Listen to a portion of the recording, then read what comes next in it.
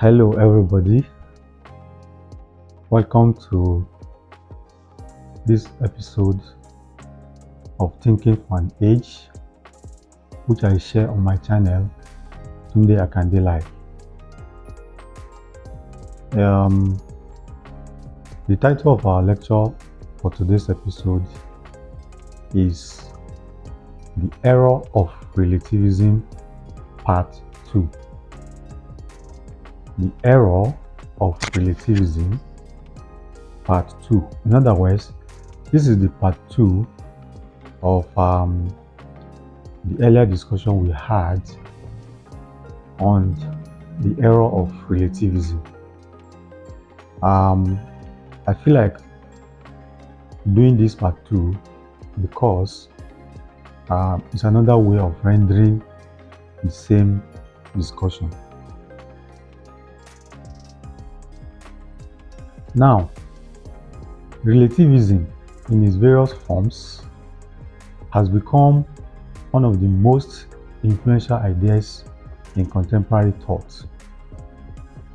It is appealing, even seductive, in a diverse world filled with competing cultures, values, and perspectives. Relativism offers a promise of peace, tolerance, and coexistence. It tells us that truth is not absolute, that morality is not universal, and that knowledge is shaped by context. Everyone, so it claims, is entitled to his or her own truth. But is this really so? Can truth be relative? Can morality be entirely subjective? And what are the consequences if we accept that all perspectives are equally valid? In this lecture, I will present a general critique of relativism. I will explain what it is, why it appeals to many, and why ultimately it fails as a coherent philosophical position. Now, let's understand relativism. Relativism takes many forms. For example, you have moral relativism, which holds that what is right or wrong depends on cultural norms or individual preferences.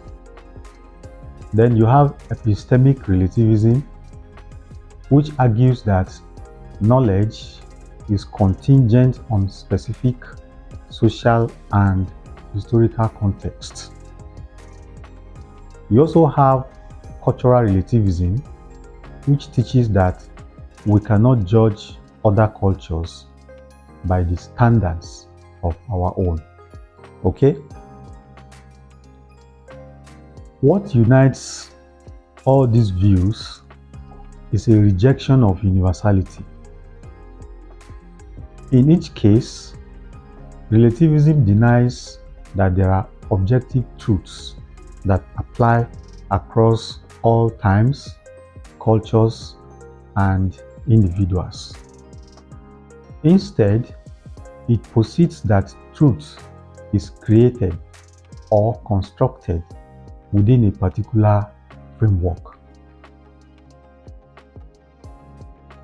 Relativism thrives in a pluralistic society, and that is why it is appealing to many people. Faced with horrors committed in the name of absolute truth, colonialism, dogmatism, religious wars, relativism seems like a path towards humility and respect.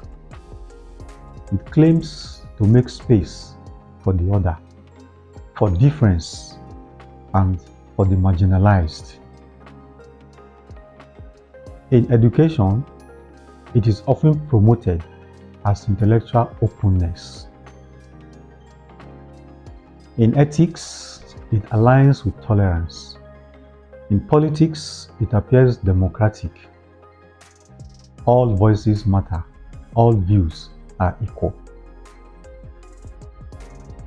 So this is why it is appealing to most people.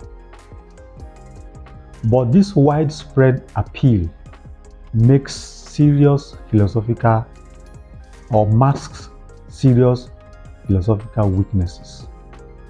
In other words, behind this widespread appeal lie serious philosophical weaknesses. Number one of these weaknesses, the internal contradiction of relativism. The most fundamental problem with relativism is that it is self-refuting. Consider the claim, for example, all truths are relative. Is that statement itself a relative truth? If so, then we have no reason to accept it, because it might not be true for others. But if the statement is absolutely true, then it contradicts its own claim. So relativism contains an internal contradiction. Relativism, in asserting that there are no absolutes, ends up making an absolute claim. It collapses under its own logic. This is not merely a clever philosophical trick. It exposes a deep incoherence at the heart of the relativist worldview. Now, what could be the possible consequences of relativism if we uphold it? Beyond logic, relativism has serious practical consequences. In morality, for example, it will lead to moral paralysis. If every culture's practices are equally valid, then we lose the ability to criticize even the most egregious injustices such as genocide, slavery, oppression, and what have you. In science, it undermines the pursuit of objective knowledge. If empirical truth is just a narrative among others, then what distinguishes science from superstition? In law and politics, it risks replacing reasoned debate with the tyranny of feelings. If truth is whatever I believe it to be, dialogue becomes impossible and disagreement turns into conflict. Relativism was meant to foster tolerance, but in practice, it often leads to fragmentation, confusion, and a loss of shared meaning. So, what is the alternative in the midst of all these problems and contradictions of relativism?